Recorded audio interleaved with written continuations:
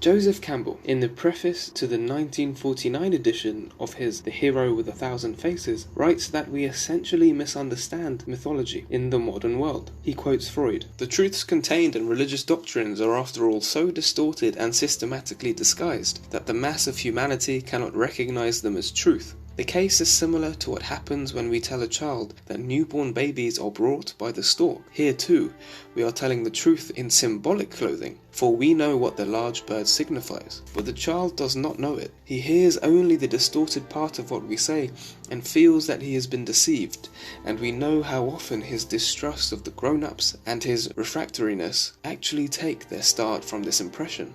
We have become convinced that it is better to avoid such symbolic disguisings of the truth in what we tell children, and not to withhold from them a knowledge of the true state of affairs commensurate with their intellectual level." Campbell writes that we have lost the ancient meaning of myth and stories today. He begins, "Once we have learned to read again their symbolic language, it requires no more than the talent of an anthologist to let their teaching be heard. But first we must learn the grammar of the symbols, and as a key to this mystery, I know of no better modern tool than psychoanalysis. The second step will be then to bring together a host of myths and folk tales from every corner of the world, and to let the symbols speak for themselves.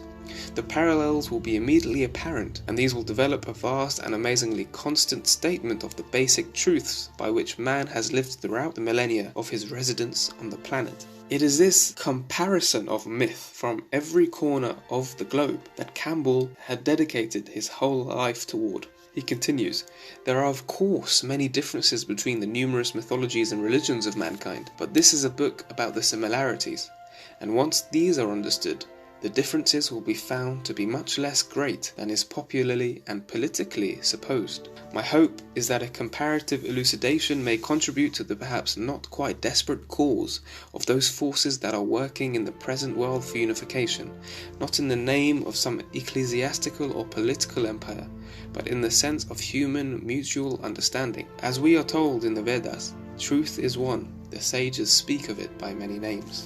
He continues, "Throughout the inhabited world, in all times and under every circumstance, myths of man have flourished, and they have been the living inspiration of whatever else may have appeared out of the activities of the human body and mind. It would not be too much to say that myth is the secret opening through which the inexhaustible energies of the cosmos pour into the human cultural manifestation. Religions, philosophies, arts, the social forms of primitive and historic man, prime discoveries in science and technology, the very dreams that blister sleep, boil up from the basic magic ring of myth. They are spontaneous productions of the psyche, and each bears within it, undamaged, the germ power of its source." So the next episode in this series will be the departure of the hero, how he knows his adventure is calling him.